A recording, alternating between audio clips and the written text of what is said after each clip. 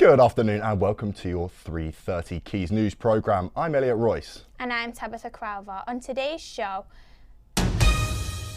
we take a look at Manchester's role as the gay capital of the North this Pride History Month. Children excluded from schools face the risk of a lifetime of misdemeanours. What a Salford Crafts Group is doing to shape the future generations. And finally, we celebrate National Chili Day in style. Chili.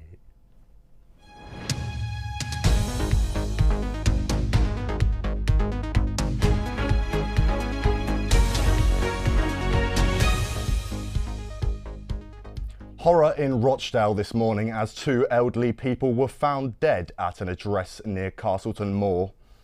Police forced their way into a property at the Woods and found a couple in their 70s dead inside of the property.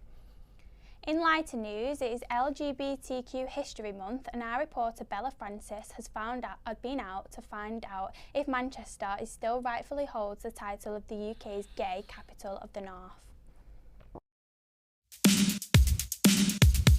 LGBT+ History Month was founded in 2004 by Sue Sanders and Paul Patrick and has been celebrated every February in the UK since 2005.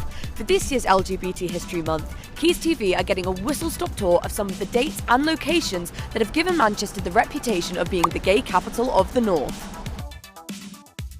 Napoleon's is Manchester's oldest gay bar. First opened in 1941, it was owned by legendary Manchester drag queen Frances Fufu Lamar until it was sold to new owners in the 70s. Now, whilst by day it is a Korean restaurant and takeaway, by night it has a fabulous karaoke bar. The first Manchester Pride was held in 1985 here on Oxford Street. They received a £1,700 grant from Manchester City Council to put on a 2-week celebration including a massive banner. Previously known as Mardi Gras and Gay Fest, the event officially became known as Manchester Pride after 2003. Gay Village is world renowned for its LGBT bars and clubs, but Canal Street actually began its reputation as Gay Village with the Union pub, now known as the New Union, built in 1865. In the 40s, it regularly hosted drag shows for American troops stationed near Manchester, and after the war began to attract more LGBT clientele. In the 50s, the owner was actually arrested for running a public house of ill repute. Now, from the outside it looks like a normal pub, but the fogged out windows actually had a purpose, to provide discreetness so passers-by couldn't see what was going on behind closed doors. In 1978, the first edition of the Mancunian Gay magazine was published. The magazine disappeared in 1986, but you can still view some of the early editions right here at Manchester Central Library. Did you know that Manchester is home to Europe's first ever purpose-built gay centre? The centre was first built in 1988 with council funding of £118,000.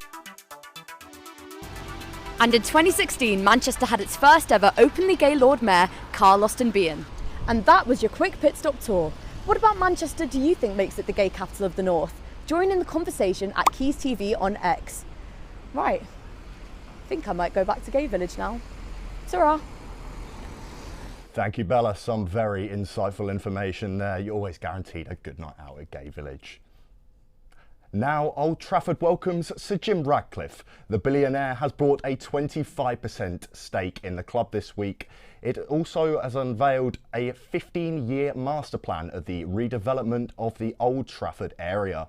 Sydney Shaw is at Old Trafford with a Quays exclusive as live. I'm here right outside Manchester United Stadium, where Sir Ratcliffe intends on redeveloping the stadium or the grounds around it. Manchester United team have said that the plans to regenerate the area around the ground are extremely exciting, and the Trafford Council's 15-year draft plan includes proposals to redevelop sites and create at least 5,000 new homes around the Trafford Wharf Road. Councillors are yet to discuss the Trafford Wharfside development framework later this week before a public consultation on this begins, according to the local democracy reporting services. A really exciting time for the Red Devils, taking a bit of inspiration from the Ipswich Town project there. Northern Quarter's fast food joint, the Burger Co, has announced its shop closure. The owners have confirmed all 3 of its locations in Brighton, Shoreditch and Manchester will close immediately because of overhead costs and the cost of living crisis. Students facing exclusion from school fall vulnerable to lives of crime and misdemeanours. Government figures show school exclusion rates has risen back to pre-pandemic levels. The Innit Creative Hub is encouraging creative activities to raise funds with proceeds going towards preventing school exclusions. Mikolaj Michkowiak has this special report. For Mickey, working with his hands is something he discovered in prison.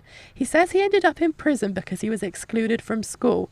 Now he helps to stop others from going down the same path and experiencing the same as him. I was an excluded pupil myself, which meant that I ended up landing in the system because I was permanently excluded from school, which meant that I ended up in prison. There's something called the school to prison pipeline. And I set the charity up to prevent that for as many young people as possible. On a recent project, the Innit Creative Hub say they have prevented 20 pupils from school exclusions. Angie left mainstream education to help a cause close to her heart. And no one is really looking at the cause of what is going on for these children. It's easy to get rid of the problem. But what we're not doing is looking at what is causing that issue, and that's why I left education, because in my opinion, education is failing these children, and I didn't want to be part of a failing system. The Innit Creative Hub is on a mission to bring a bit of colour into everyone's lives through channeling your creativity and upcycling products like these, and by doing so, preventing school exclusions. My heart has always been in supporting young people, because I wouldn't want to see one young person go down the same path that I went and end up going to prison, to a dog hole basically, and not being able to then get out of that cycle and get a normal life. We can go in and help out with expressing themselves through colour, through art, through building things, through making things, and just kind of igniting that imagination. As art is being stripped away from the curriculum, many young artists are being discouraged from it.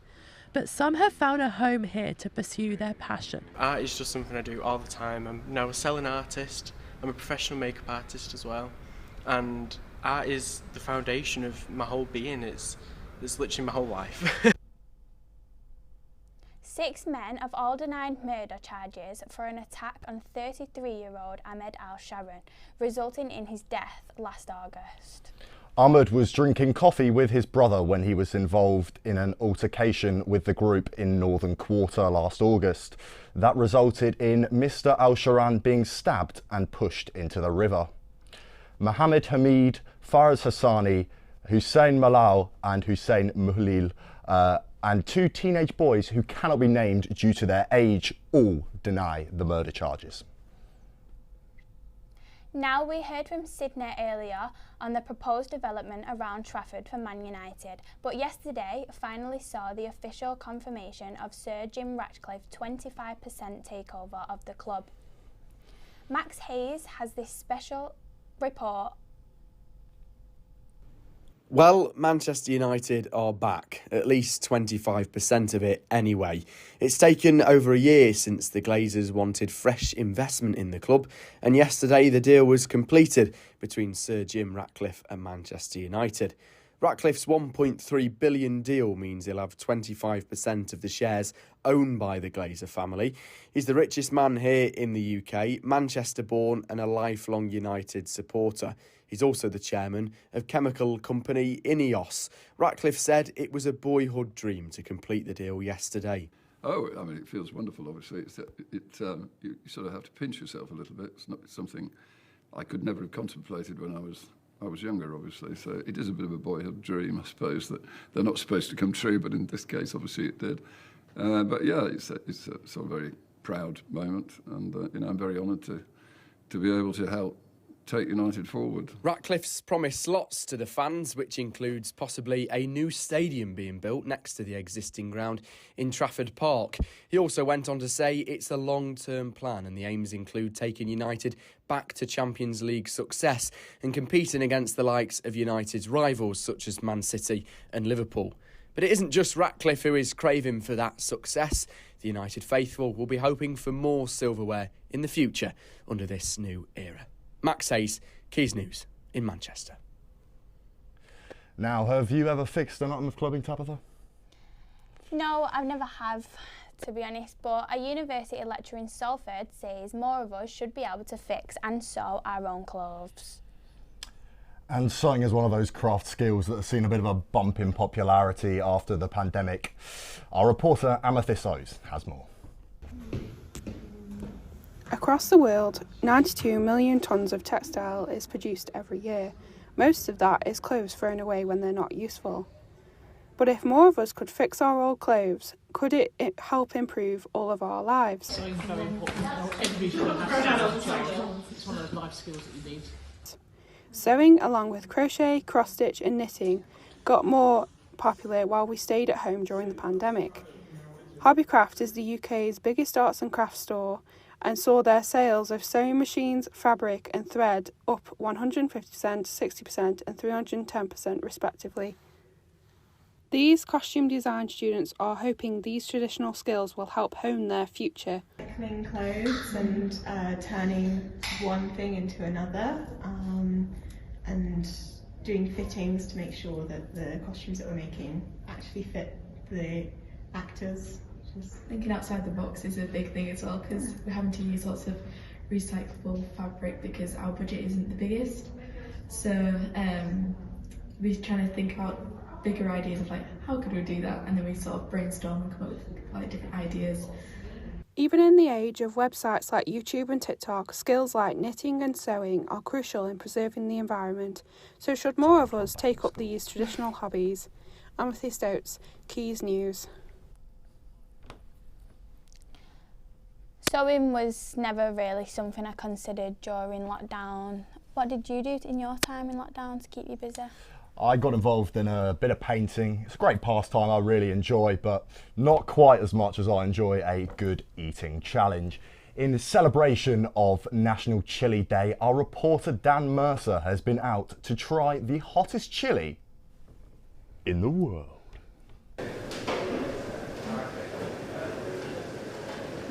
The 22nd of February 2024 marks National Chili Day, and this restaurant on Chapel Street is celebrating in a unique way. I'm outside here at Zook on Chapel Street in Oxford Road, and they are challenging anyone to see if they can take on the world's hottest chili and finish a dish. In other words, it's a tricky challenge, and it's one where you have to sign a waiver for before you actually get to the chili, and they offer loads of water and ice cream at the end if you don't complete the challenge. I'm going to go on and take it on myself. Let's see how I get on. Though many people believe chilies originated in Mexico, it's suggested that it was truly created in Texas. The day is widely celebrated, with many restaurants offering free samples of their own unique recipes. We are celebrating National Chili Day. So to celebrate that, we launched the Carolina Reaper chili. We have turned it into a curry paste that gets put into a seekh kebab, and then we've also put it in the chicken karahi and the vegetable karahi, and that's just run to celebrate National Chili Day throughout the whole week. I went for the seekh kebab, and after 15 minutes after I set my challenge, it arrived.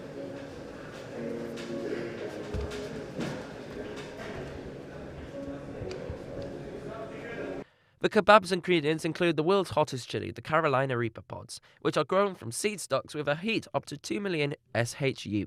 It includes ginger cumin seeds, turnip powder, garum molasses, paprika, salt, and a bit of crushed black pepper. I'm just starting off with the end bit, and I'm expecting this to be boiling. It already feels boiling before I've even put it in my mouth. It's the aftertaste which is catching you out. Ooh, it stays for a while. As I tucked into my kebab, Jess then told me some of the experiences they had while doing this challenge. Sometimes people just run out the restaurant and come back like in a frenzy. I know that someone did lock themselves in our disabled toilet for 2 hours after. In the end, though, the challenge defeated me, as I couldn't finish the kebab off. The chili has definitely defeated me, unfortunately, so that's why it's the world's hottest chili for a reason. Daniel Mercer, Quays News.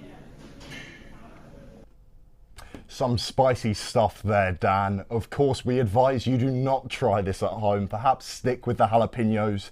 I know I will be. Will you be celebrating National Chili Day at all, Tabitha? No, I actually hate spicy food, to be honest. But that's all we've got time for today. See you later. Thank you. Goodbye.